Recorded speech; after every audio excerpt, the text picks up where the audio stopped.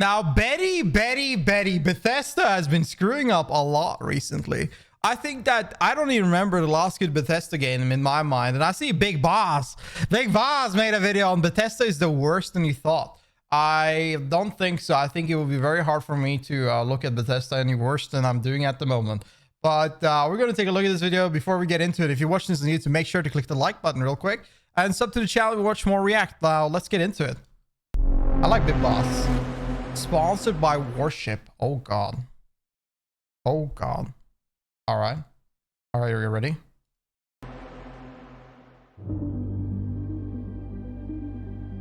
The last 30 years have seen a momentous rise in the open world 3D role-playing game, and spearheading this genre, one company. Adopting new technologies. It features all new rendering, lighting, wow, and landscape technology. Pushing new boundaries and breaking new ground. 16 times the spearheading details. this company, one boyishly handsome man. This It Todd. had been a rocky last few years, but in late 2023, he and the team were in the final works of their next game. The biggest game they'd ever made. Starfield. Damn, this shit was this was impressive. I think Starfield might be the most, like, if Concord actually came out, the thing is that they kind of canceled Concord. But this game, this was atrociously bad. I remember this. When this came out, it looked sad. But I thought, you know what, Betty? You know what, Betty? I'll give it a shot. I launched that game. I got bored in 20 minutes. And then I quit. I tried again the next day. I got bored in 20 minutes and I quit. I got to the main base and stuff. Everybody looked weird that I was not hooked up. I thought this was shit. Like, loading screen, but yeah, loading. Open the menu, loading screen. Out of the menu, loading screen. Enter a new area, loading screen. Ship, loading. Oh my God. More content than their last two games combined, he said. Ready to sweep the Game Awards, as he was now well accustomed, he puts on his leather jacket and emerges once Thank more. God. Thank you, Betty. But first, we go back. Oh. Wow. It's the 80s, and a man by the name of Christopher Good Weaver times. is a person. Wasn't alive, but good He'd times. been doing a few different things. Assistant directing for PBS and ABC, engineering work for MIT, Panavision, and the military, and then some consultancy work on the side. Big business. However, sometime around 1985, one of his engineers fancies making an American football I'm gonna start game. saying. So Weaver dips his toe into game development and starts work on an engine for it. It's now 1986, and they've just set up shop in a small office in Bethesda, a census-designated place in Maryland. They incorporate and then smash out the game Gridiron by the end of the year. Big It's one of the bottle. first sports games to factor in things like momentum and collision detection. And That's the thing with Bethesda, is that they actually started the foundation of a lot of tech in gaming. That's the sad part about Bethesda, is that they have done, like, their history is insane. It's actually so tragic to see how far down they've fallen. Now, I think that the Fallout series really brought their games more into like a bigger audience again, because the Fallout series was absolutely a banger. That was a 10 out of 10 show. But like the Fallout 76, Starfield, it was just such bad games. They barely make games nowadays, and I don't know, like all what did come out recently is just so bad. features fairly sophisticated movement mechanics for the time. The graphics are also jaw-dropping. Ooh. And the game does alright. EA even approaches them with a contract to work get away on a from them. football game together. Get away from them. However, this ends in a lawsuit, as it turns out the whole thing was allegedly just a ploy to steal their engine code. That makes sense. Anyway, Weaver and the boys decide like to apply EA. the same technology to hockey games and start pumping those out. It's now the 90s. Expansion. There's now around 20 people at Bethesda and a lot more going on. So they make the move from Bethesda to a bigger office in Rockville. This place is actually a place. Nice. Also, turns out no one currently owns the Terminator license, so they jump on it and start pumping out Terminator games too. Huge. They also start publishing other developers' games. But first, boats. Nice. Relaxing. Is this Pretty warship? chill. Wait, Damn. what's that? Is My that a God. ship? No! In World of Warships, Damn. things are different. Command a huge naval fleet and take part in massive battles. Pick from a vast selection of history's most iconic ships and commanders, painstakingly modelled from historical documents. Is to that complete Yasuke here? accuracy. Aircraft carriers, I want to play like battleships, Yasuke cruisers, and destroyers. capture The Japanese options ships. are plentiful. The gameplay? Dynamic. Different weather effects make each fight different. And the game features a steady flow of new missions, updates. Can I swim in content, and Oyama's events. boat? Yeah. Prefer PvE over My- PvP? Well, Majma's both boat. players are catered to in 7 different battle types. And the game features over 40 maps and 20 ports. Also, a free new Headless Horseman ship skin Whoa. and commander have just been added. World of Warships is also free to play. Sign up now through the link in the description. You can put or trash use the skins in code your ship and Headless to technically get that, can. Interesting. Plus 7 days premium account time. Huge. 1.5 million credits. Amazing. 500 doubloons. And a free ship. After 500? completing 15 battles. God, we better get in. I'll come back watching. It's around 1992 that one of 1992. Now we're Bethesda's getting into hockey it. games ends up in the hands of a boy. Now at this Not any boy. It's not any boy that got that copy right there. Not that. That's Todd himself. Man, what a boy. point, Todd Howard is young, unassuming. He'd been Has he ever aged? Like, bro looks the same. Bro, he looks exactly the same everywhere. studying finance in college, but his real passion was PC gaming. Doom. You'd often find him beelining from classes to the school computers to install and play games. And he's a big fan of the chess club. Hell yeah. But right now, he really likes this hockey game. And turns out, the developer isn't actually that far away. In fact, they were literally on the way back from his college. Huge. So in 1993, he knocks on the door and Can I get a asks for job? They tell him no. Finish school first. He graduates and asks again. Sorry, kiddo. Don't have anything. So Todd gets a job at a different game developer nearby. This job allows him to go to electronics conventions like CES, where developers could show off their new stuff. This is at a point where games are still kind of seen as a joke, and the gaming section is literally tossed at the back. You had to walk past hordes of porn vendors to even get there. But anyway, Todd would use these conventions to track down Bethesda's stores and continue confessing his love. After around a year and a half of this, in 1994, Did they just have enough of him? He just asked so much they were like, okay, fine. Fine, let's give this guy a job. Like, he's asking we just gotta be done with this. they finally have an opening, and Todd Howard is in. Now Damn, at this Todd. point, Bethesda had released a good I kind of miss those days, man, where you could go and ask people for a job. This shit is over now. Like, it's kind of sad that everything is just through online, like, hiring now. This few sucks. hockey and Terminator games, and things were getting a bit stale. So they decided to branch out, and right around the time Todd had joined, they're putting the finishing touches on something completely different. Ooh. Elder Scrolls Arena. The Headed first by a Elder man named Scrolls. Julian Jensen, Damn. Look at that. Fuck. with a team of around 10 people. The Elder Scrolls Arena had now been in development for Big around game. 3 years. It had started out as a simple, linear gladiator combat game, but ambitions quickly ballooned. They added side quests, fantasy elements, and some exploration around the cities. And after some playtesting, you know what? Fuck the arenas. Let's open this whole thing up. And before long, they're Daggerfall. building a fully fledged open-world role-playing game with side quests, explorable cities, and procedural generation. This game is one of the largest games in history, by the way. Like, the size of the map is insane. It's ambitious. They'd had to create their own proprietary engine specifically for it, and other developers are actually laughing at its scope. But in late 1993, it's nearing release.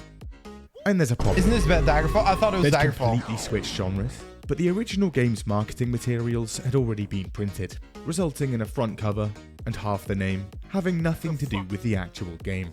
At this point, it would be time consuming and expensive to redo it all, so they end up just sticking with it. And in 1994, the game hits shelves. Damn. And people pick it up. Looks nice.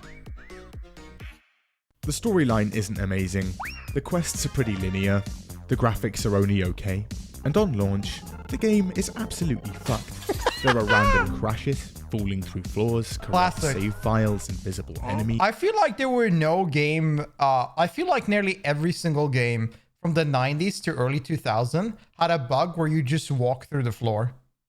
Like, I think that every single game had that bug. Like, any game you could run, you could fall from down the floor. I still remember to this day, I launched World of Warcraft. I first played as a Tauren shaman, and then I made a druid night elf because I really like night elf in Warcraft 3. And I walk a few steps forward and I fall down the floor, and I fall down for like 5 minutes until it just kills me. That was like one of my first memories of playing World of Warcraft. Just falling down the floor as I start. Quest items not spawning, enemies just walking through walls, and more. It's also very hard to run, but installer patches coming out every other week, and eventually the game works. Hell yeah. And it's good.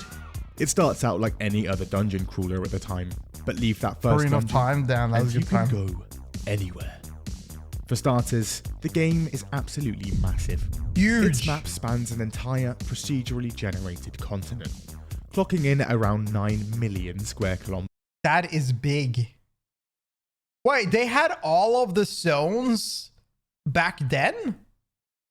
Hammerfall, Skyrim, High Peak, Morrowind. Wait, that's crazy. Somerset. That's over half the size of Russia. There are hundreds of towns, cities, dungeons, I didn't know that. quests to dig through. Although again, these are mostly procedurally generated. There's Didn't also the a shit since ton that? No, of they haven't. NPCs. All are procedurally named and have their own professions. They'll even run away if your weapon's drawn. Arena also has a pretty detailed character creation system, with various races, 18 classes, and an attribute system. What happened to gaming, man? So much variety. What happened? Also, a cool spellcrafting system, a dynamic weather system, and is that a persistent day and night cycle? Pretty rare at the time. At night, shops even close. And just like real life, monsters and other creatures start to appear. And the game goes on to sell around 100,000 copies. Not a massive success, but it's alright. And Bethesda hits the green light for a sequel. Sequel. This is Daggerfall. Yeah, this one is big. This is one It's of the now the biggest games. mid-90s. There are about 40 people at Bethesda, and Todd is handed his first major job. Producer and designer on their next Terminator Huge. game, Future Shock, with a team of about 8 people. This is one of the first-person shooters to feature true 3D environments, thanks to their cutting-edge in-house game engine, Amazing. X-Engine. It's also one of the first PC games with full 3D mouse look, meaning you can now look up and down. Despite all of that, it doesn't sell too well. But at How the same technology evolved, we can finally look up and down. Amazing. 10 out of 10 game. It is actually the progress you see with gaming from the early 90s upward to the early 2000s. It's insane. Like how revolutionary a lot of things were. Like actually, like it's, I think that when Nintendo 64, like the idea of it blew everybody's mind. time, development on Arena's sequel is now well underway, and Daggerfall is shaping up to be one of the largest and most ambitious RPGs ever made. They now had a bigger dev team, around 15 people. However, development is still not fun. 7-hour workdays, 18 months of crunch, some weeks 60 hours on the clock minimum, or managers would be screaming. Things are so bad. The Terminator game devs are pulled in to help out. They have limited technology to work with and a far tighter deadline. And again, there are new ideas and features constantly bloating the scope of the game, with a ton of these eventually having to be cut. Good. In-depth housing. If they don't cut it, you're going to be in development hell. Like there's so many sad titles that just never came out or just completely were fucked because they kept on adding more and more and more. That's what you have with Silksong now. The reason why Silksong is not out is because they probably are adding more and more ideas every year. Furnishing, warring factions, cities under siege, advanced AI, and even multiplayer, all mixed. Naturally, the team is fairly stressed. A decent chunk of staff dip from the company, and one is even hospitalized for a breakdown. Development of this game is such a nightmare, it's almost the end of Bethesda Softworks. But in 1996, after almost 3 years of development, Daggerfall comes out the other side, and it's very good. It also sells very well, shifting over 100,000 copies in just a few days, and eventually settling at almost 1 million. Again, the game is huge. This time it's set in a smaller, but more fleshed out segment of the continent. This time with around 15,000 towns and cities, and almost 1 million NPCs. You are now also racist. The map is now about 200,000 square kilometers, almost the size of the UK, and this time it's fully consistent, meaning you can actually walk from town to town. One guy on Reddit says walking the map corner to corner took him around 69 hours. Nice. It's also on Bethesda's new X engine, so enjoy all of that in true 3D. And Daggerfall is packed with new features. Lock bashing, climbing, house and ship purchases. I don't think people understand how big of a deal this is, like, because they've never seen anything like this. This game probably sucked the life out of so many people. A detailed banking system with letters of credit and loans, horseback travel, an actual legal system with court sessions, and holidays with actual effects on the in-game world. Daggerfall is also a far more in-depth RPG. There are massive upgrades to the character system. It now features 35 skill lines, including parkour, speechcraft, and the ability to learn. We still don't have anything like this in the current gen. No, gaming has kind of gone down. Everybody thinks about graphics and then they fuck up performance, but they're not really thinking outside the box. Most time you see people do things outside the box nowadays is in indie. And even they don't have the budget to go crazy with things. Languages. It also had boobs? So, instead of leveling up and manually choosing which skills to improve, 10 skills out of go 10. up by just doing the skill. There are also now joinable factions, like the Fighters, Thieves, and Mages Guild, an upgraded dialogue system, and a whole reputation system to boot. With factions, cities, provinces, lower classes, and upper classes, all having their own opinion of you. If you start a fight with me, you thug scum. Your alignment with factions even changes the end of the game. Naturally, Daggerfall ends up being an absolutely huge install, around 400 megabytes. Bear in mind, though, this is at a time where most games clock in at around 10 megabytes, and hard drives only really go up to about 1 gigabyte. The reason why games now, a lot of games nowadays can be like 50 and 100 gigabytes is because they add like a bunch of bullshit 4K textures and shit like that. They have like texture on top of texture of material on top of material, and they're not thinking about removing them. They're not cutting out things like they're just not cutting out things to reduce size nowadays. Again, it's also very hard to run, and the game has horrific technical issues. This is actually much worse than Arenas, so Bethesda gets back on the patch mill, but even still, the game remains very buggy to this day. In December 1997, they release a linear dungeon crawler called Elder Scrolls Battlespire. It does terribly. In October 1998, they release Elder Scrolls Redguard. This is a 3D action-adventure game inspired by Tomb Raider. It also does terribly. Yeah, I heard this one was shit. These games do so badly, the company's now in financial ruin because of them, and they're now downsizing massively. Yes, I was in the chess club. During this time, a ton of devs hit the road, But they kept including Julian Lafay they kept the and legend most himself. of the original team. Things are bad, so in an attempt to get their hands on some more cash, Bethesda restructures, and in 1999, Chris Weaver brings in a guy called Robert Altman to co-found ZeniMax Media, Bethesda Softworks' new parent company. Now Altman is a well-connected lawyer, and with him now in the picture, Bethesda can get some serious investment. So Weaver steps down from CEO to CTO, and Altman steps up. Robert Altman has a completely clean history with no scandals at all. Witness says lawyers helped in BCCI schemes. Damn. A couple of Clean years later, indeed. and in 2001, the publishing and development arms of Bethesda split. The publishing arm staying as Bethesda Softworks, and the development team becoming Bethesda Game Studios. They all remain in the same building. However, Smart. there's a situation brewing.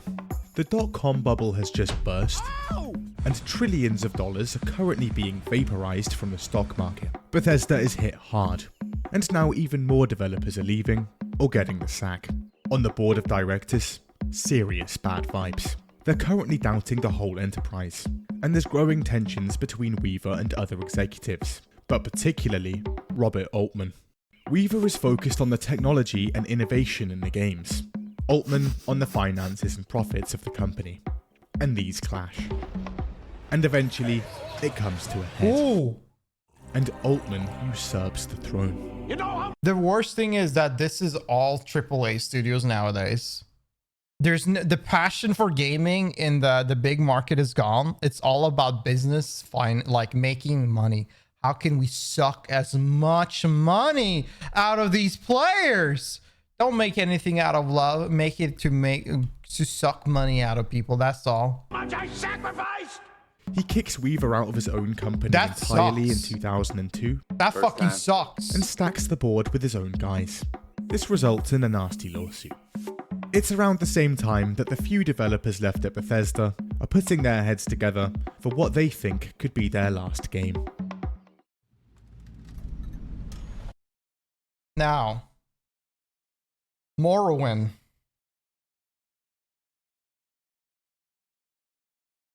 Probably, it's either the best or second best, like Elder Scrolls game they made.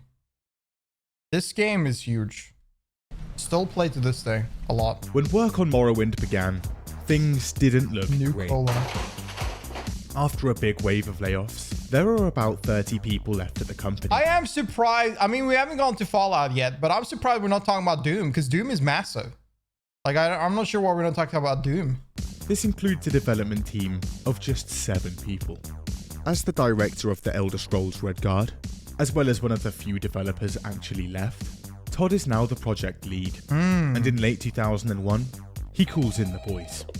Listen lads, this could well be the very last thing we're ever gonna make. If we don't nail this, we're cooked. See, Morrowind originally started out much grander in scope, but they'd made that mistake twice before, and development wasn't a great time. This time, they could not miss. So Todd's deciding to dial it back a bit, and attempt a more focused Doom was an development. ID software? The procedural stuff, that's getting flushed. This thing was going to be fully handcrafted from the ground up. Also, that 3D engine... Bethesda only published it? Wait, didn't Bethesda make Doom? They didn't make it? Doom didn't get involved with Doom until 2000? Not in the 90s, no? Wait, what? I always thought they made Doom. Not the old ones? Who made the original Doom? Which company made which company made the original Doom? of theirs in the bin too. They're now Damn, using I didn't an engine know. called Gamebryo. ID software. Dude, okay. Did they get consumed by Bethesda in the 2000? Is that... Did Bethesda basically, or ZeniMax, buy them out? And naturally, this new engine changes the game a lot. They're now able to create a far more detailed world, enhanced graphics, physics, and lighting. It's crazy. Also, I didn't know. More complex scripting and AI. I love this guy. Who's that? I absolutely love this man. If you talk I would to 100% kiss this someone man. invisible, they react to that. What a Todd, base you've done gamer. it again. Despite Great all of talent. this, development is still horrific, with 7-day work weeks at points. Basically, But after that a sucks. small delay to May 2002, after 5 years, the next Elder Scrolls is ready to release. Morrowind is a completely new Elder Scrolls They had girls stripping? Oh my god! experience. Instead of the procedural towns, cities, and quests, players step foot into a rich, handcrafted world, just bursting with detail. Amazing. Not just the world. Pretty much every NPC, including random bandits, are handcrafted too, with their own custom names, stats, and often backstories or notes. Its storyline is very well written. It spans politics, philosophy, and religion. And it's all layered. I think this guy... It spans politics, philosophy, and religion. I think this guy is like one of the coolest final enemies ever. Like, I just think he's just, I don't know. There's something about him. It like, I don't know. I really like this guy. I love the end boss of Morrowind. He's like one of the coolest. And it's all layered and ambiguous. Every quest in the game, also handcrafted, and includes a ton of player choice throughout, with branching, interconnected quest lines that are approachable in different ways. It's immersive too. You can kill every single NPC in the game. We don't get it more of that. We don't get that anymore.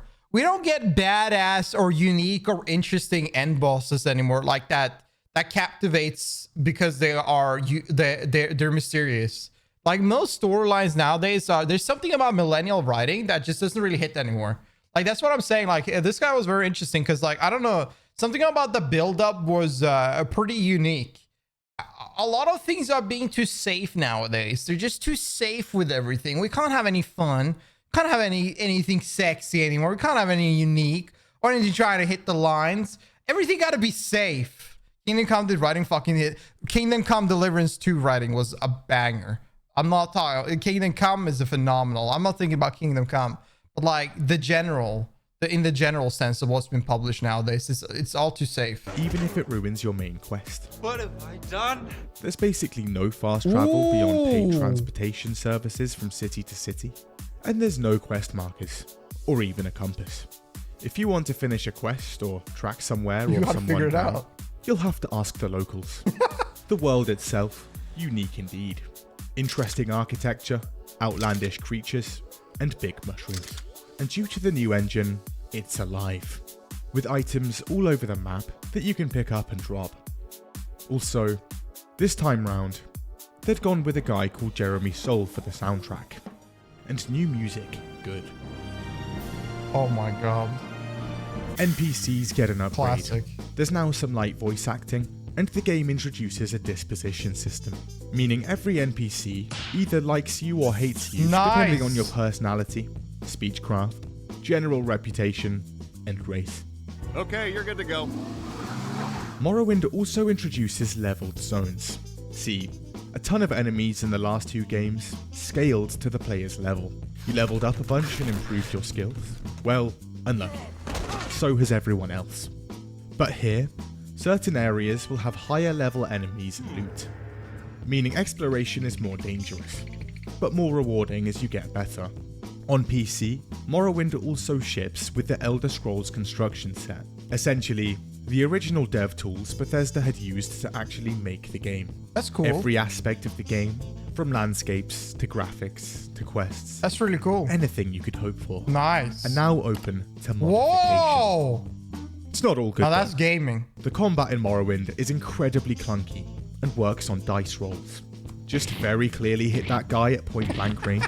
No, turns out you missed. Also, bad balancing. And there are a few things missing from Daggerfall. The lock bashing, climbing, housing in ships, banking system, horse travel, in-game holidays, and legal system all gone. And of course, again, the game is buggy, suffers from bad performance, and is hard to run. Every But single overall, open world game. Morrowind is an amazing game. Everybody and it loved flies it. off shelves. It's revolutionary. Dude, the old days of people going to gaming store on like new releases, man. It's such a good time, bro. You get all of the creeks coming out of the caves, man. And they finally feeling at home outside with everybody being weird together. It's dude, we will never have this again. It's such a sad thing. We'll never have like these launch releases at the GameStop or any game store anymore. It's such a shame. It's revolutionary. A way bigger success than they'd ever anticipated. It sells over 4 million copies in the first 3 years. Critical acclaim coming Amazing. in from all directions. 16 times It's even details. crowned Game of the Year. Goatee. Bethesda also shipped it on the original Xbox for the first time. This is at a time where RPGs are more PC focused, so it's now reaching a whole new market, and it goes on to be the 18th best-selling game on that console. That's big. Morrowind conjures a massive profit, and Bethesda finally has some financial breathing They can room. relax. After Morrowind, Todd is hailed as a king, Ooh. Bethesda's savior. Under his direction, he'd brought the company back from the brink, so naturally, he's back in the cockpit for their next project. Bethesda also doubles up their workforce with some of that new cash. They've also just gone in on new technology. For the first time, they're playing around with the Havoc physics engine, alongside a new world rendering system. Man. They're also bulking up on the voice acting. In Morrowind, only a few key characters were voiced, but here, Todd wants everyone. And the Good script call. for the game ends up at around 40,000 lines of dialogue. That's about 50 hours of audio. An issue. This ends up taking over half the game's file size, so they end up having to trim thousands of voice lines and a ton of already developed game features, just so it'd fit on the 360 disc. Like the first game, arenas were supposed to be in every city in the game, and it was all pretty much done here, but again, it had to go. Better physics than the May lab? 2000. You're not wrong. I played this game. This is my first Elder Scrolls game. I played it on the 360. I really love that shit. It was hella good. It ran really well. 5. It's E3, and promises are hefty. Todd jumps on the mic himself and fills us in on his new rating AI system. Let's take a look at the other side of the game, our new rating AI system. It allows NPCs to have full 24/7 schedules. These NPCs are not scripted. I thought Oblivion was amazing because like the only open world RPG I'd kind of played before then, I think it was like Zelda games. Like it's mostly Zelda games. I feel like there was like maybe some other things, but nothing really hit as this one. I don't remember if I played WoW before Elder Scrolls. I don't remember. Oh, yeah, OSRS? I did play OSRS. Yeah, but it didn't really, it's not the same because it's like top down and yeah, it wasn't really the same kind of vibe. You know what I mean? Like it's not the same kind of vibe that I'm thinking about. Gothic, yeah, you had Gothic, but I didn't play Gothic when I was a kid. I had no idea Gothic existed. It wasn't really, Gothic was not anything anybody talked about in where I was at during that time. Like nobody talked about Gothic. I knew about Gothic like later on. Nice. In the demo, he even shows off a bit of his own voice acting. What? That really pisses me off. Oh no! Cinema. What do we do? I'm so scared. Anyway, Cinema. 4 years in the oven, and on the 20th of March 2006, Elder Scrolls Oblivion is finally ready. And again, it's good. The combat is far better. For starters, you can now actually hit things. And when you do, the new Havoc physics engine makes for incredibly realistic, true-to-life ragdoll. This was the greatest game created. Also, if you can see something, chances are you can now pick it up and swing it round. I love that. The graphics are also much better. Just don't look at the end. That's why it was so weird with Avowed, where you could only like destroy some things and you couldn't move anything. Like it's so weird in 2025 releasing a game and it's like worse than its physics are worse than a game that is from 2000, like what is this, 2005, 2004? Like it's wild. Like I've nearly finished Avowed. And I think the game is not as bad as people make it to be, but it's just, I thought it was first a 7 out of 10, but I think it's like a 6 out of 10, or maybe a 5 out of 10, something around there, because like they barely have enemy variety, barely have spells. They have a lot of weapons and armor and shit, but there's just so much wrong with that game. And you can't really interact with a lot. It just feels like it doesn't feel like an open world game. It feels weird. PCs. The new rendering system allows for huge load distances, meaning none of that thick fog that was literally everywhere in Morrowind. And the world is populated with luscious, thick shrubbery, Beautiful. thanks to a new technology called Speed Tree. Also, again, enjoy all of this with another amazing soundtrack from Jeremy Soule. 10 out of 10.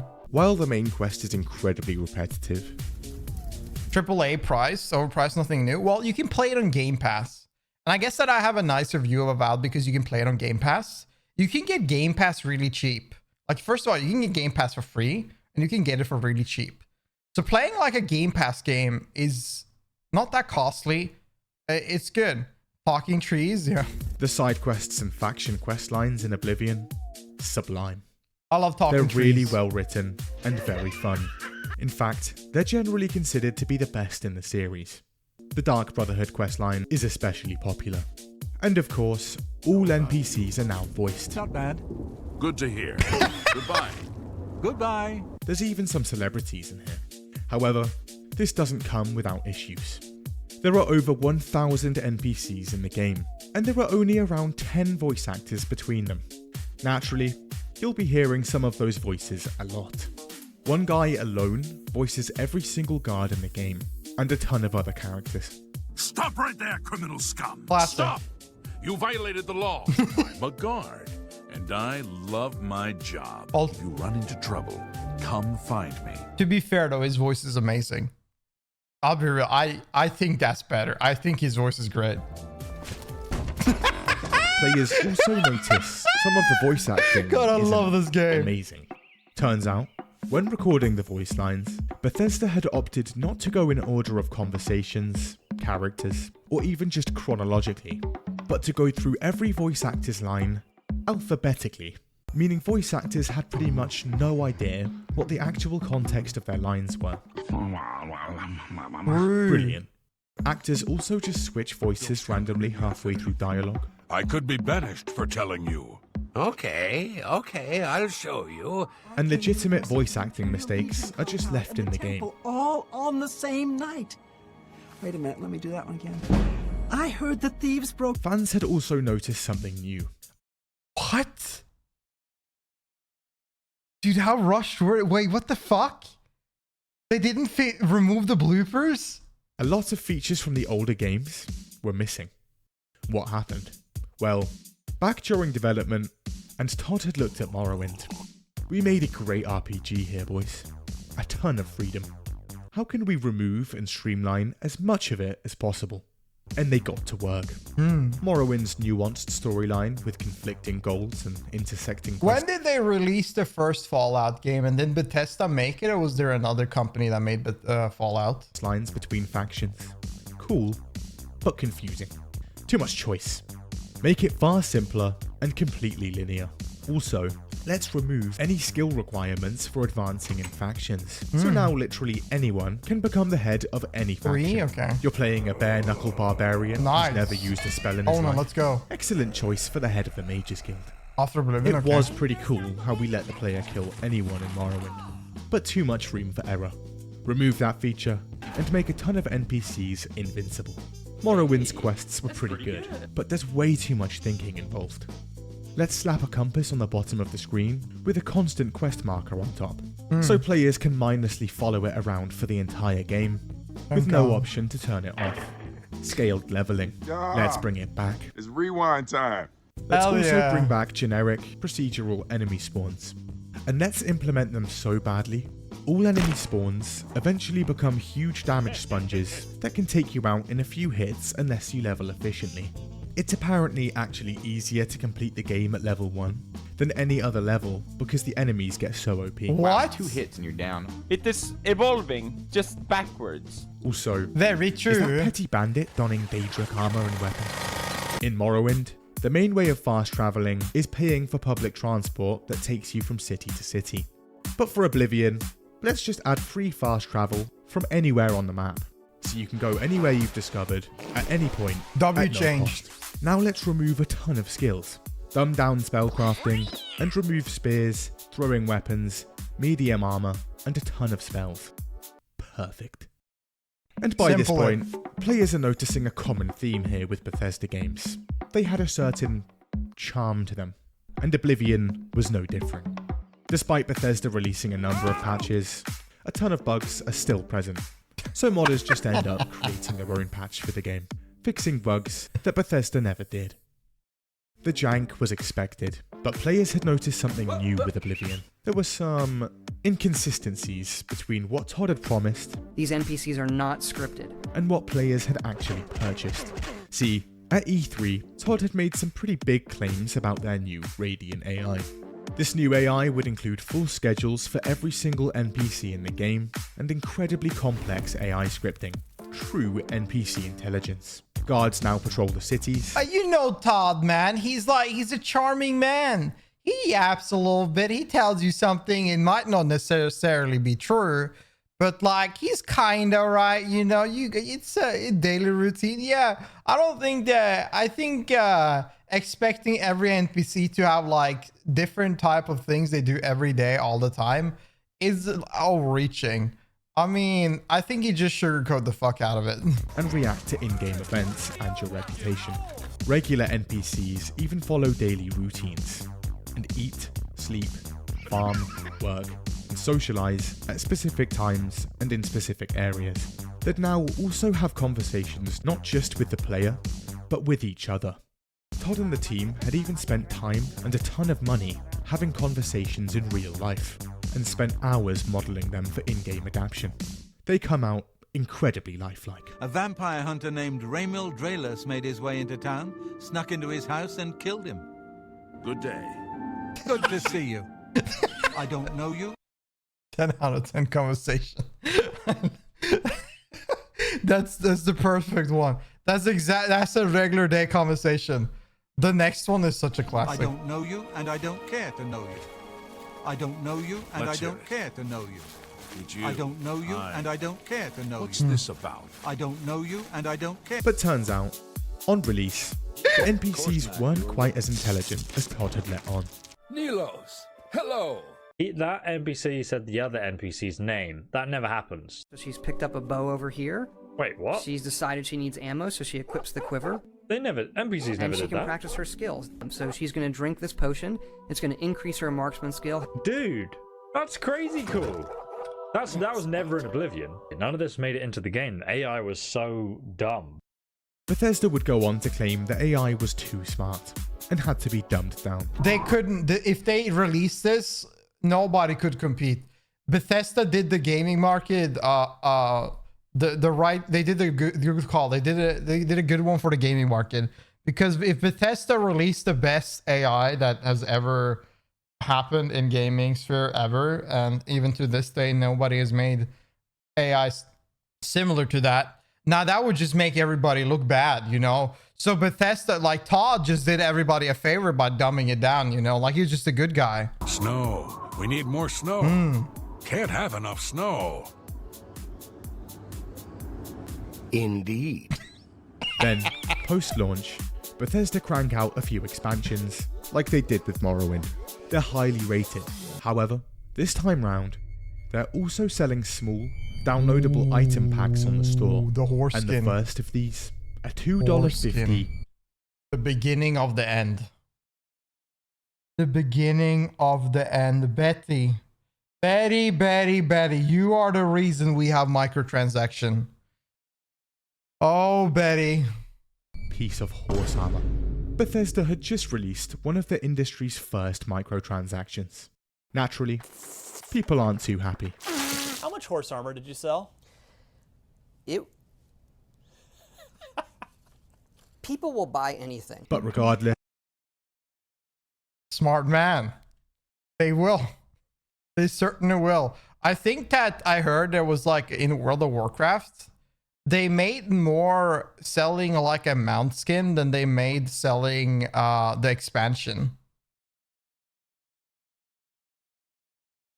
Like they sold like a mount in the store in World of Warcraft. I think it was $100.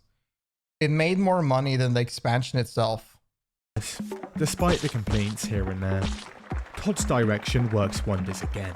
The game goes mainstream and does very well, selling over 2 million copies within the first few weeks, and becoming one of the fastest selling 360 titles. They made more money off the first purchasable mount than all StarCraft 2. Yeah, Celestial Steed that came out in the Wrath of the Lich King and World of Warcraft made more money than StarCraft 2 release. Like it made more money than StarCraft 2 in total, which is crazy. So a mount you could buy for $20 at the store for WoW made more money than just an entire, like, one of the best games ever released. Like, it's crazy. At the time. Also, Game of the Year again. Nice one, boys. Of course, it was a great game. Fallout 3. Okay, this one. Okay. Oblivion had taken 4 years and a ton of cash. So ZeniMax I've never says, played "Hey, this. we should probably get something else going here." Mm. And Todd and the boys make a list. Ooh. They go through various genres, but eventually, one rises to the top: nuclear post-apocalypse.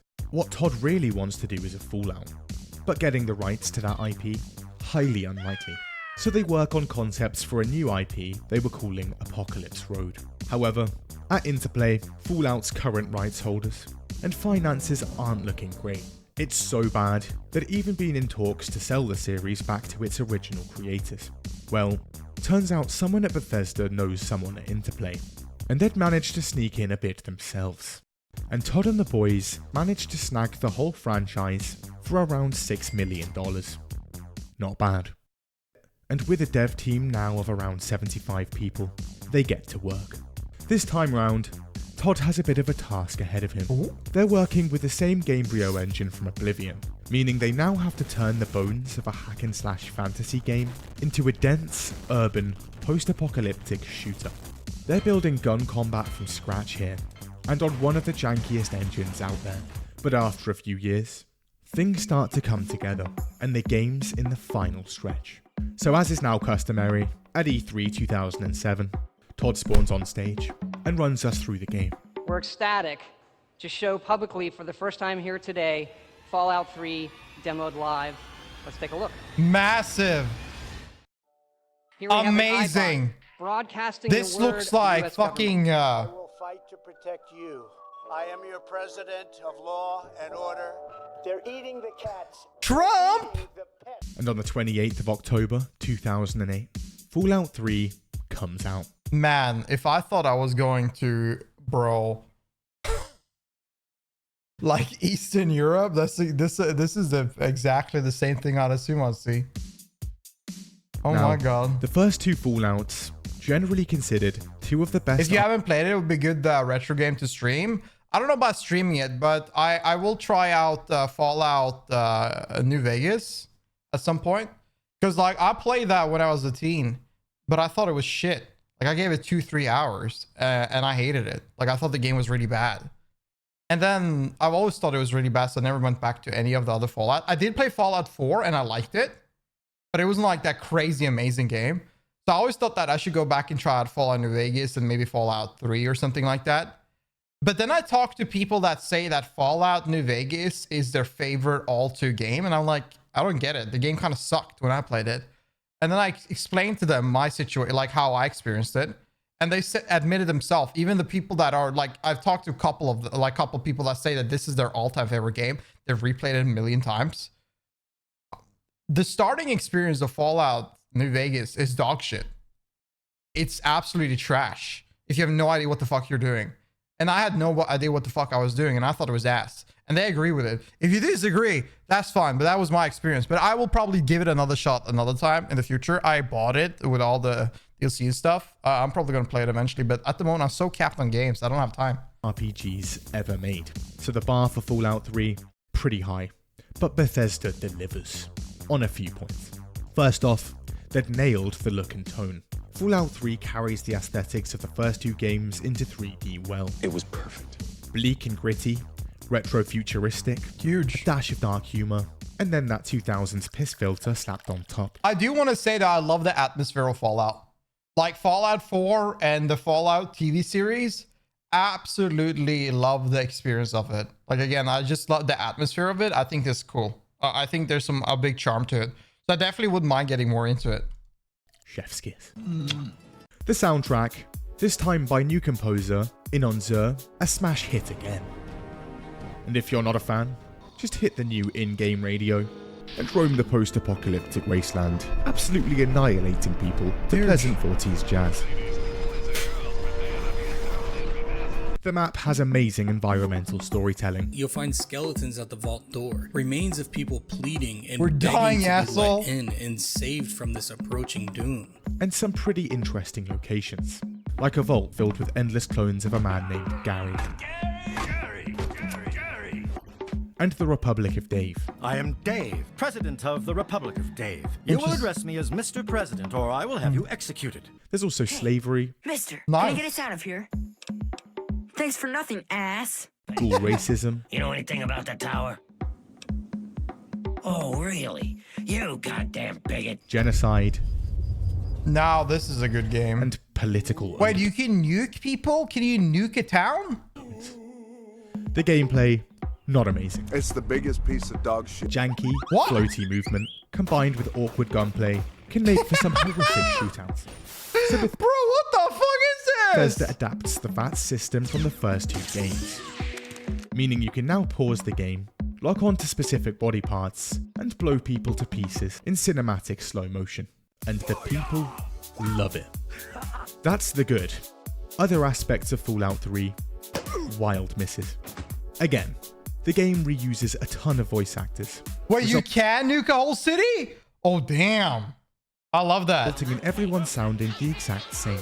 One of your companions even has the same exact voice as every raider in the game. The combat AI sucks. They have no concept of cover, so they'll just strafe left and right and beeline straight towards you. And of course, the usual Bethesda jank. Game breaking, quest breaking, file corrupting bugs, oh my God. crashes, horrific performance Classic. on PS3, and the realistic ragdolls return. It isn't a Bethesda game without a bunch of bugs, okay? Like every single Bethesda game has a fuck ton of bugs. It's just their charm. There's also no field of view slider on PC, even though you can easily change it via console commands. Also, again, the RPG elements. Where are they? Some elements from the originals had come back. Drug addiction, the special system, perks, skills, and speech options. But even then, some of them are gimped. For starters, speech. The dialogue in Elder Scrolls games basically amounted to running up to someone and just shouting boomers at them. But this wouldn't cut it for a Fallout game, which had tons of choice and consequences in dialogue. And in Fallout 3, it's much worse. Fallout's original speech checks are subtle. The game doesn't actually show you speech options you haven't unlocked, and doesn't even tell you when it is a unique option, so you need to actually read and think about what you pick. In Fallout 3, even if your speech isn't high enough, the system works on percentages. So either way, you still have a chance to succeed. Doesn't work the first time, just reload the game to classic. In 1 and 2, dialogue. I think people made it like safe scum. People, because of gaming like this, people have made a term in gaming where if you keep on reloading the script until you hit it, they call it now safe scumming.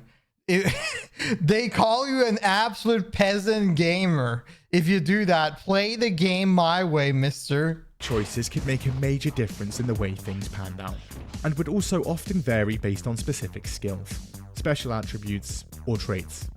But for 3, Todd just said nah.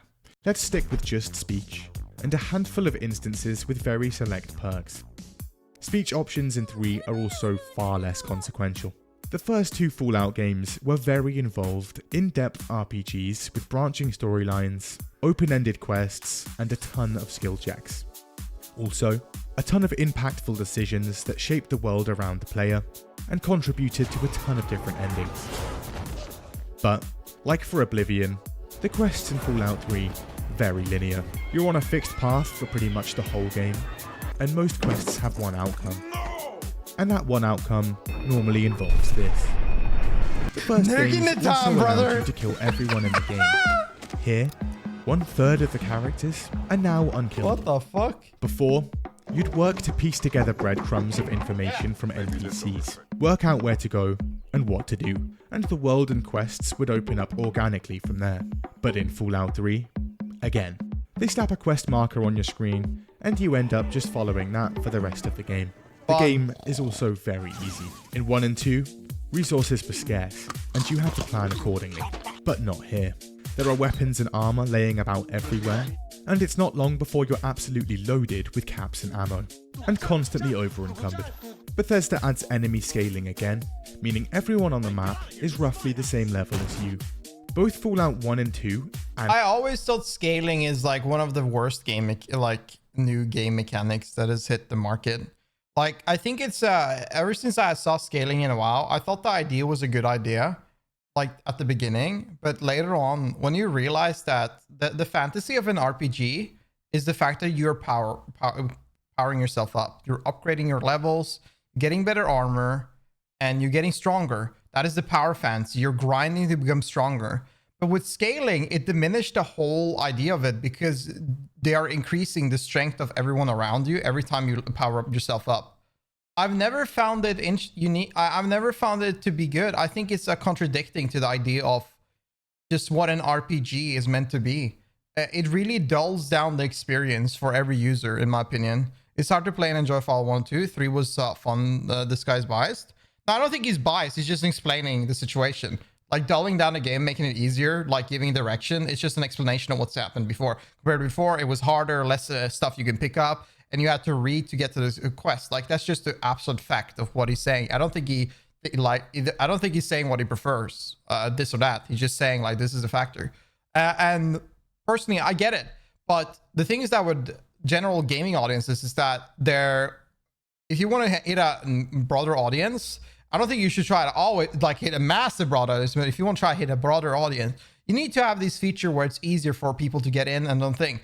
Personally, sometimes I prefer to just play games where I don't think and I just do shit.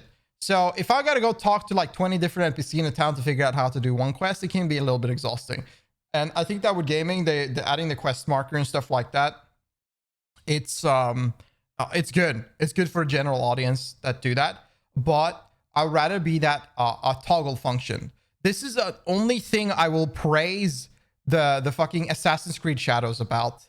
They actually added a toggle to have guidance or no guidance. You could either need to figure out yourself where you need to go and talk to people to figure out where to go, or you can have a guidance where it gives you a quest tracker.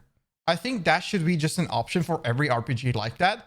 Either you want to turn your brain off or you want to look around and figure it out yourself. Like it's like playing World of Warcraft. I bring up WoW a lot, but it's a big RPG and we're talking about RPG, a gamer dad toggle, or just like, I don't want to think toggle. You know, people want to just chill out.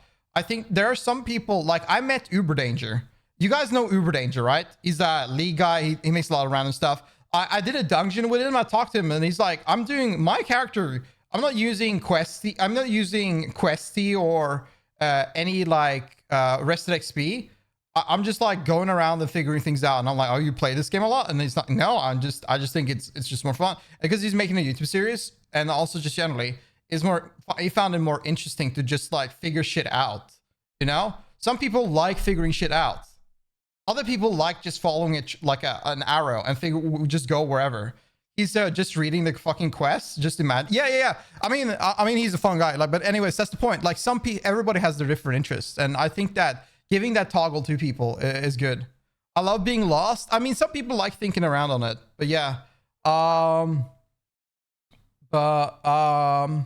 Nah, bro, skill-based matchmaking is the worst thing. Skill-based matchmaking in normal games, I agree, but in ranked, no. Like, I mean, you should have ranked. I think scaling is horrible, and I think skill-based matchmaking is horrible in normal games. If you play normal, you should have everyone. Like, it should just be random who the fuck you're fighting. Like, that just makes sense. If you want to play ranked, you play ranked. Like, that's where, you know, that makes sense to me, you know?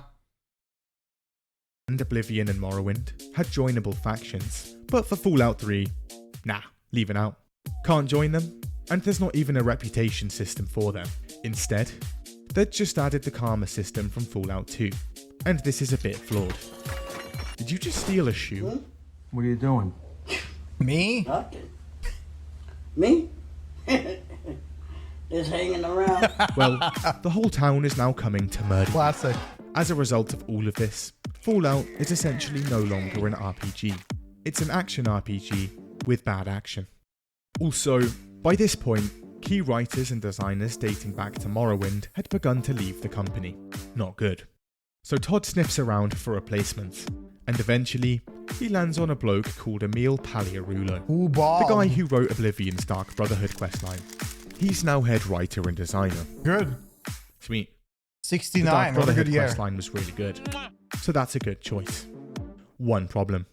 This guy's actually not great, and now he's no longer working on individual quests, more like the whole overarching story, character arcs, themes, choices, and consequences for the entire game. Ooh. As a result, Fallout 3's story and quest design, very underwhelming. The entire... That kind of sucks because like the thing is that with Fallout is that I thought always the story was the most interesting aspect of it. I never thought that the gameplay looked that interesting, but like the idea of it and the story, like an idea where, what is it, like capitalists and like companies are basically destroying the entire world to be the main economy, and then seeing the outcome of what's going to happen is just like, it's just the idea of it is very interesting. Like, I think this Fallout story is unique, and I think you need to have, I think that writing is probably one of the most important things for a game like that, because I don't think the gameplay is this biggest charm. I don't know how y'all feel about it. Most of y'all seem to have been playing all these games, which I haven't, but I feel like the story is like the main point of it. The main quest consists of just following the trail of your dad out in the wasteland, and then being bossed around by other people. It's completely linear, with only a couple of choices determined by a single press of a button right at the end. There aren't no choices in the game. See, Emil actually has a very big, overarching question. Do you want to be extremely good, or cartoonishly bad? Because those are your only choices. Oh. In 1 and 2, choices are generally nuanced. I think that is definitely a problem you get whenever somebody can create. There's a difference between making a short story compelling and making a long story good. And I think that if this guy, it sounds like this guy is definitely good for like a double-sided ending, where it can be convoluted or complicated. But if he's trying to expand the scope of it, it's going to be too many holes within. And I think that's where you get with this guy probably. That's why I assume that the Fallout story falls a bit short, because there's just awkward moments or holes that doesn't really make sense, or it's just too linear. But if he, like, since it's so long, it creates that issue compared to if he compiled it and made it like, instead of making it 8 hours story, making it like a 30-minute to an hour story, I bet it would be way better. There are pros and cons to each option, but here, no. Here, you can absolutely annihilate this entire town with a nuke for basically no reason, or not do that. A very real moral dilemma. The characters are bland, and the writing is generally pretty terrible. Ghouls living here? You're serious? This is some dialogue from what's supposed to be the dramatic climax of the game. Do whatever you want. There's no need for more violence. Then you will immediately hand over all materials related to this project. Run. This has to be copied from BioShock 1. Like this scene right here. I feel like this is a copy from BioShock 1. And that scene I'm thinking about, it's a fucking 10 out of 10 phenomenal. Like that ending is just like one of the best gaming endings ever created. Run. What is he doing in there? Well, that was kind of awkward. End up nuking that whole town, killing everyone there for absolutely no reason. This is your dad's response. Honestly, I have a hard time believing you. I raised you to be better than that. Better than the other way around. So you think BioShock, wait, did this game come before BioShock 1? The wastes. We'll talk more about this later. Well, then that good on BioShock if they saw that and they compiled it to be better, because they did a phenomenal job. At the end of the game, the story's supposed to culminate in the player sacrificing themselves in a chamber of radiation to save the wasteland. Hold on, I have a radiation-resistant super mutant right next to me. He can go in, save everyone, and then no one has to die. I'm Ooh! sorry, my companion, but no. I like this guy. People complain, and writers eventually give in, spitefully adding this ending in with a paid DLC. And so it was that the lone wanderer ventured forth from Vault 101, but the child refused to follow the father's selfless example. The DLC also revives the player, making the whole point of the end of the game redundant. Also, fun fact about this DLC, the intro features a moving train sequence. But because the Gamebryo engine is so crusty, encoding in a moving train would have taken a while, the train is actually a piece. August 21st, 2007 with BioShock 1. Fallout 3 came out in October 28, 2008. So then in the end of the day, I was right. So Fallout 3 basically, most likely took inspiration from BioShock 1's ending. Because trust me, that was a big talking point. And saw how it was written, how it was delivered, and they tried to replicate it and it failed. Piece of armor the player equips right before the cutscene. Anyway, the original Fallout games had a ton of different endings based on your actions. It's easy to do. Todd Howard had claimed an insane 200 endings for the game. Everything gets a bit big, so as of last week, we're over 200 endings. That is not an exaggeration. Fallout 3. I'm sorry, but no game needs 200 endings. Like, I know that's not true, but like, no game needs 200 endings. Letting a game have 3 ending minimum is perfect. Giving it 5 endings, amazing. Probably a lot of people will have fun with it. But 200 endings is way too much. Who gives a shit, man? He had 2 endings. Regardless. Baldur's Gate 3 only has like 60 endings. Yeah, but you don't really give a shit about all the endings, right? The game does amazingly. First week sales of around 5 million. $300 million generated instantly. You got mail. 300 million! And despite the consistent dumbing down and streamlining of their games, Todd does it again. This is where the falling... Is this the tipping point? Is this where they realize... No, never mind. They're not... What am I saying? Bethesda? Betty is not Ubisoft. It wins Best RPG at the Game Awards, and a ton of Game of the Year awards at other places. Todd Howard is now... What a chat, dude. That now... You can cut a little bit more, man. But damn, Todd.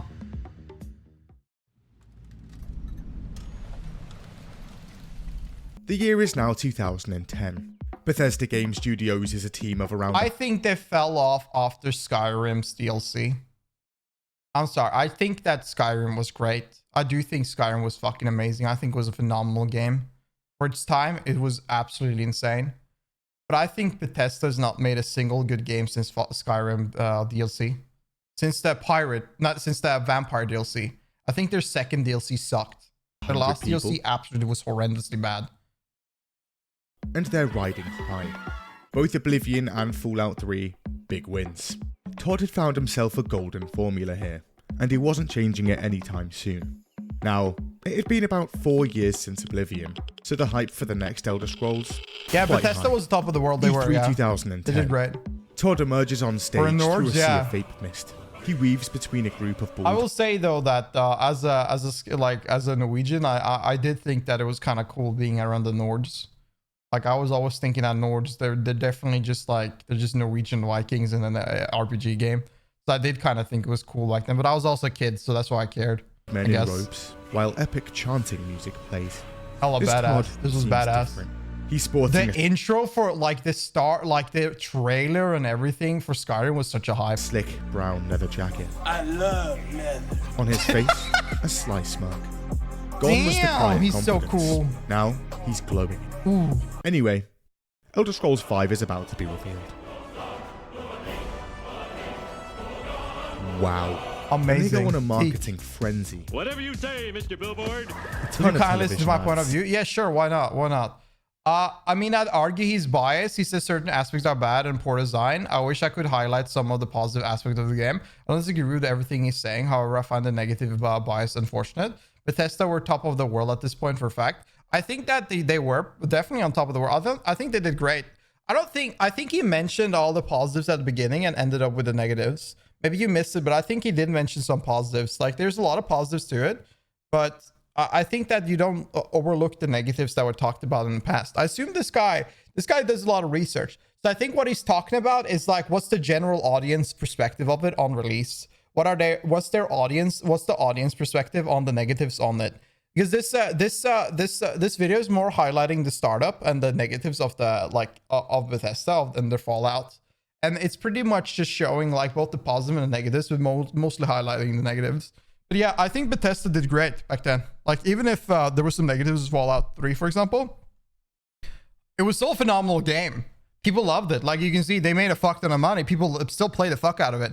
But even with a phenomenal game, you can still look at it and say, okay, they did bad on this part and horrible on that part. You can still criticize it, even though it's great. You know, you can always criticize a perfect product. Expensive live trailers and stuff like this. If you did a full review on all the games, it would be 6 hours long. Yeah, true. In promotional material, Todd is getting increasingly unhinged. I was joking. The twist in Bioshock is, will you kindly, but appreciate your answer. Wait, I didn't see that. I think I missed that. Will you kindly? You walk into town. That shit fucking fucked me up. that I remember that, dude, that fucked me up so hard.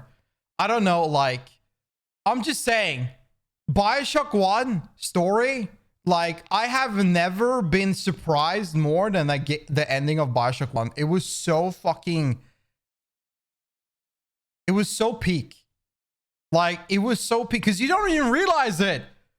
You don't fucking realize it, will you kindly? You didn't realize it until the end. It's so good. Bro, it makes me want to replay it. Absolute peak cinema. I loved it. We can have it look for someone with a child. We can have that child kidnapped and put in a dungeon nearby. Forget the dungeon, children. The game looks fantastic. Yeah, fuck and that. it's Fuck the launching kids. soon. You gotta stop adding kids to these games, man. Like, the only thing you could not kill in this game was the children. Like, you could not kill that girl walking around the street. You could not kill her. She was the only one you could kill everybody, but not her. People are very hyped. Big release. And on the 11th of the 11th, 2011, it's go time. 11, dude, that's so cool. For starters, For mods, for the art one of the first direction mods. here, incredible. Enemies, armor, weapons, and the huge snowy vistas in this game all look fantastic. Amazing. And as is expected at this point, Jeremy Soul's soundtrack, perfection. 10 out of 10. Absolute best. Pure cinema. They even wrote a whole language for the game, and the main theme is written in both that and English, with identical meanings and rhymes in both. Factions are back, and this time you can actually join them again. There's also a massive civil war going on, and you can only pick one side. Choice. And there's genuinely compelling arguments on both sides. Nuance. What was going on? However, this is just a side quest, and as a result, not a massive amount of time and effort went into it. It's generally considered a bit rushed and lacking in depth. Also, first on Todd's agenda with this game, the engine. At this point, Gamebryo had gotten a bit of a subpar reputation, quite outdated, with notable jank. Okay, let's actually bring this thing into the 21st century, boys. And they'd gotten to work on building and improving it. They slapped the name The Creation Engine on, and hoped for a clean. They still using this engine to this day. It's absolutely nuts. Despite the upgrades and rebranding, and this wasn't fooling anyone. The engine is still crusty, and as a result of its limitations, this is what a massive, countrywide civil war looks like in Skyrim. Also, the jank in ragdolls, still incredible. The map, not massive, but very dense. Now, didn't you use the creator engine for Starfield? And a lot of fun to explore. The graphic... Racists? The Nords are racists? Yeah, you're right. Not as groundbreaking as Oblivion, but pretty decent. This time, the new engine allows dynamic lighting and shadows, better physics and ragdolls, and an improved animation system. And NPCs no longer look like melted cheese. Gameplay-wise, enemy scaling is still here, but much better. Nice. This time, it has minimum and maximum levels depending on location, so nothing is too hard or too easy. Better combat with smoother animations, cinematic kill moves, and improved magic casting. Dual wielding, dragons, pretty cool. And that awkward dialogue zoom from Oblivion, finally gone. One of the things you've solved is the old crack zoom into characters' faces when they start talking to you. Solved as in took it out. Yes. Yeah, solved. Some elements of the AI are also improved. The NPC's line of sight now comes directly out of their eyeballs, just like real life. This also means you can now pick up a bucket, slap it on someone's head, and blind them completely. Yeah. Realism.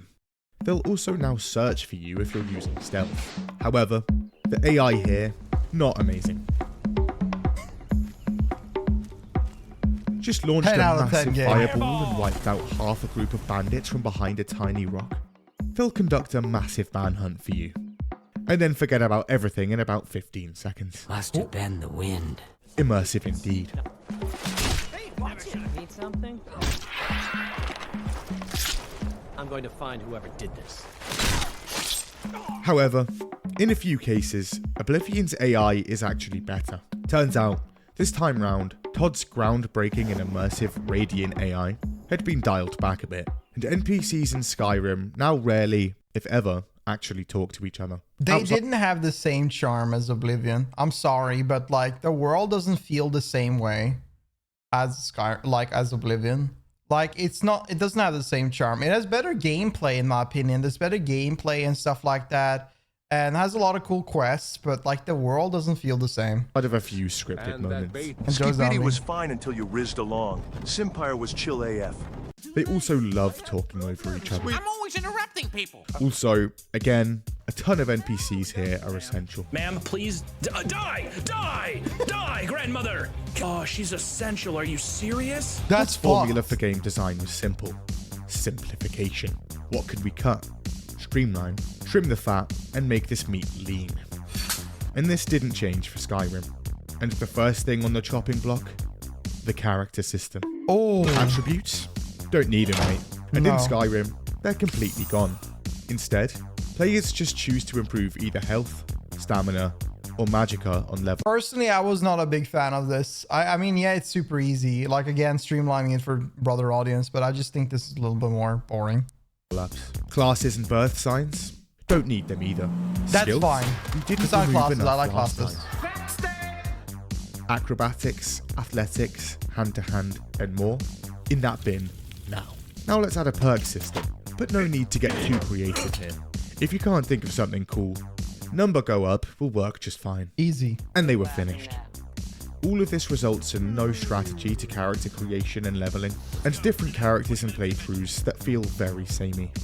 The armor. In Oblivion, it's a bit more involved. It was split into helmet, greaves, cuirass, gauntlets, and boots, alongside a clothing and robe layer. However, all of this was far too confusing, so Todd decides to dumb it down. The greaves and cuirass, combine them. The clothing and robe layer can go entirely. Also, armor and weapons in Oblivion would get damaged over time, with the player either having to pay for repairs or repairing them themselves with the armorer's skill. But in Skyrim, no more. They also remove staffs, ability enchantments, NPC dialogue disposition, and the entire spellcrafting system gone without a trace. Get it out of the there. writing. Emil Paliarulo is So head writer funny. again, and as a result, things are not great. The main quest? Dragons bad, and they're back. A grave existential threat. By my calculations, we have 5 years until the world ends. Fix it now! But other than right at the start of the game, and then a bit later on at a small tower, the dragons don't really actually bother anyone. In the main quest line, 90% of the time you're either clearing a dungeon, fighting a dragon, or searching for a powerful word. Sigma. Side quests are a massive Sigma downgrade. boys. In Oblivion, there are murder mysteries, paintings you can enter, dreams, and so on. Skyrim, not so much. Some good stuff here and there, but they're few and far between. A ton of them basically being fetch this, or that guy. NPCs in Oblivion acknowledge your actions as you progress. You just helped save a town down the road? Fair play, mate. Let me get you a pint. In Skyrim, just saved the planet from world-ending dragons. I like this all day. Yeah. And right away, as soon as they're dead, people go back to the normal idea that nothing happened. Alright, mate. No one asked. Also, you're fighting in a massive civil war. Are The you a main fan of the power word Sigma? I am indeed. That's your national anthem, Sigma Boys, isn't it, Abe? difference in outcome is the guards looking slightly different. I don't know, they all kind of look the same. You just slaughtered the whole continent's emperor. Ooh! I like that you do that. It makes literally no difference at all. Nobody cares. Add some boring dialogue, bland characters with no personality. Do you get to the Cloud District very often? Oh, what am I saying? Of course you don't. Apparently, I don't know if this is true, but there's this fat Turkish guy that keeps on eating a lot of fucking kebabs in like big ass plates with big pita. He keeps on bringing bread to like this kebab place in Turkey. He's like super fat, fucking like huge, and he's like shaking his belly to like some kind of like skibidi dup dup dup boop. I don't know what the fuck it is, but apparently that song in his videos is the reason we have skibidi toilet. I'm not zoomer enough to fucking know this, but apparently because of this guy eating kebabs, we have all of this Sigma bullshit. Well, he's gone. And Emil called it a day. I'm done. That's it. I'm out. Then there's the general issues of the game. In Morrowind and Oblivion, factions are scattered across the map and in different cities. Here, they're isolated to one city each. Quest markers are back again, and are now even more prominent on screen. However, this time you can actually turn them off. Nice. But yeah, every game should have that. Every RPG should have that. The thing. Every Due single to one. the game's butchered journaling system, it's almost impossible for you to actually work out what to do or where to go without them, making this option completely pointless. That's another problem, okay? If the quest doesn't, if there's no NPCs or the quest doesn't give like an idea where to go, now that's another issue. At this point, even Bethesda could no longer ignore the bugs. So for Skyrim, they dedicated a whole team pre-launch to hunting them down. It worked perfectly. Nice. Ooh. Wow. Damn. Oh my god. Skyrim came out in late 2011. Good day. This is also around the time YouTube begins to explode in Friday. popularity. And now bug compilations are popping up, and that famous Bethesda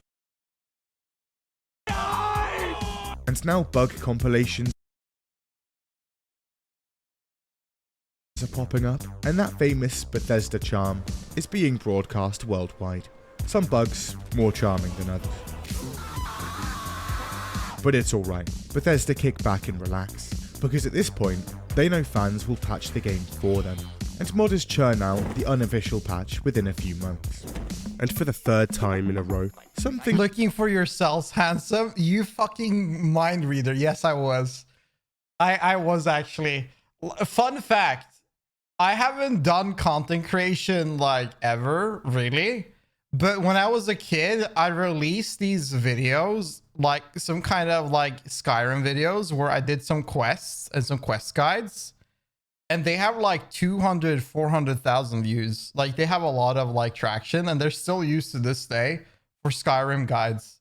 So I was just like, I just want to check, just funny enough. It would just be funny, you know? Todd claimed about this new game pre-launch. Debatable. I don't deserve this kind of shabby treatment. See, they'd already perfected Radiant AI, so Todd decided on a new thing to show off, Radiant Quests. Ooh. And Skyrim would feature an infinite amount of them, he tells us.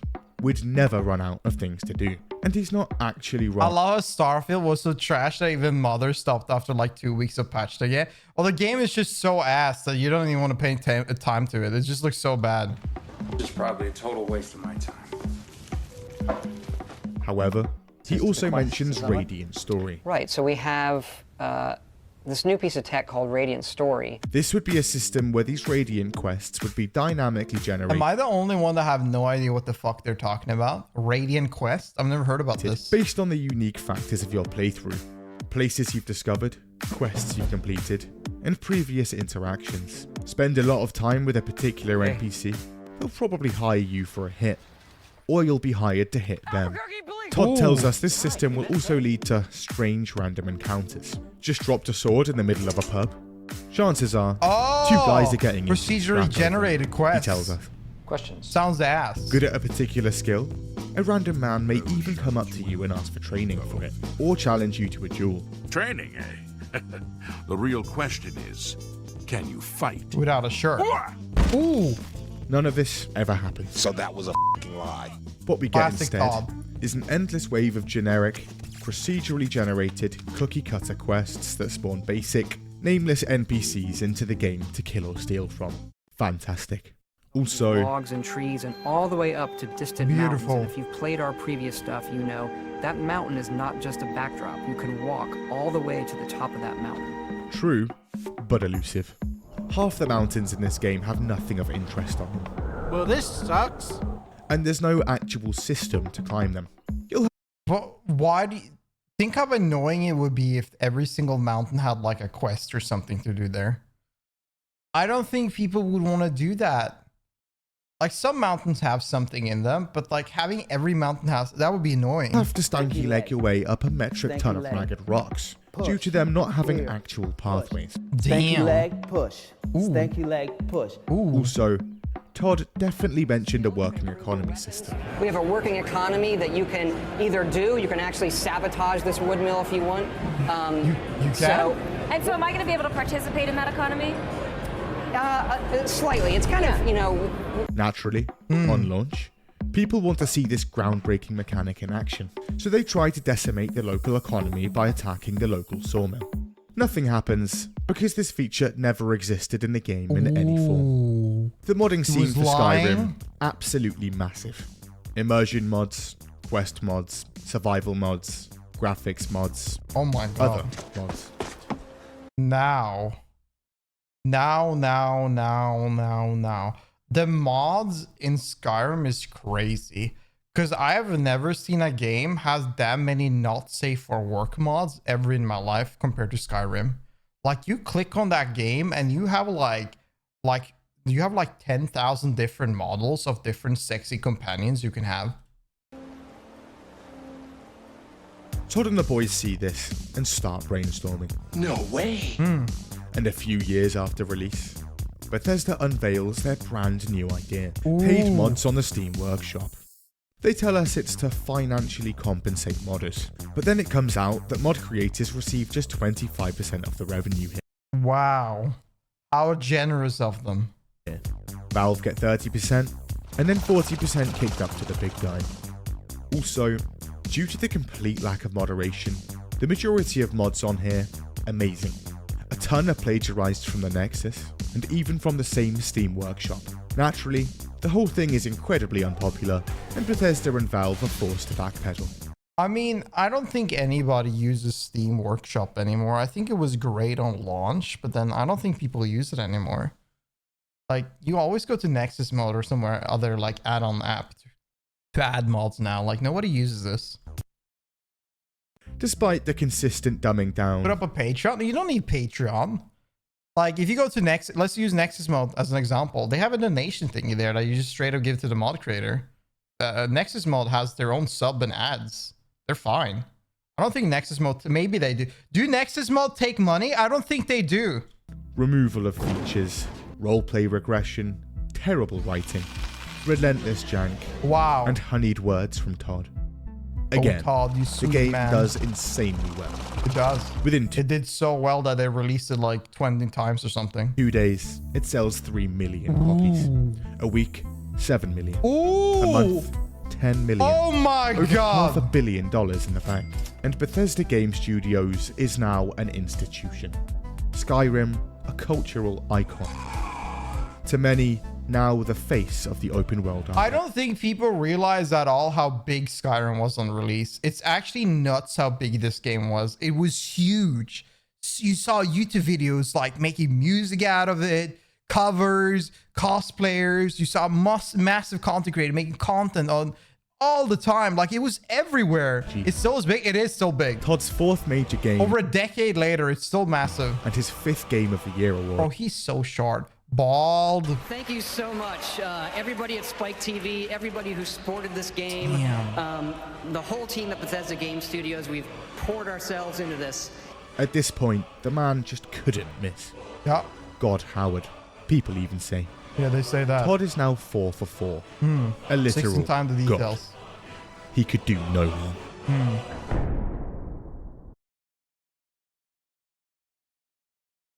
Are we ending it on that? We're not gonna... See, you guys said that this guy was only negative. And he was just cooking until their finish line was over. Because he has not gone to the steps of Fallout 76, praise, like, I don't know, obscure lawsuits, etc. He's not gone into at all about Starfield. He just ended it on the big note of Skyrim. Now, in my opinion, this video was fucking phenomenal. This was a good video. This is great. Our big boss video, always fucking good. Fallout 4 was bad. Oh yeah, Fallout 4 as well. I liked Fallout 4. I don't know what I don't know. I get people hate Fallout 4, but I like Fallout 4. I don't think it was like a masterpiece, but I thought it was fun. I enjoyed it. But anyways, this shit was fun. This video was hella fun. My dad, the lead marketing guy for Fallout New Vegas, he met Todd, but all my mom ever described about him is that he was short. He is indeed a short man. Big boss, big video, big W. Indeed. What a fucking... That was a good ass time. I love that. That was so good. That was so fun.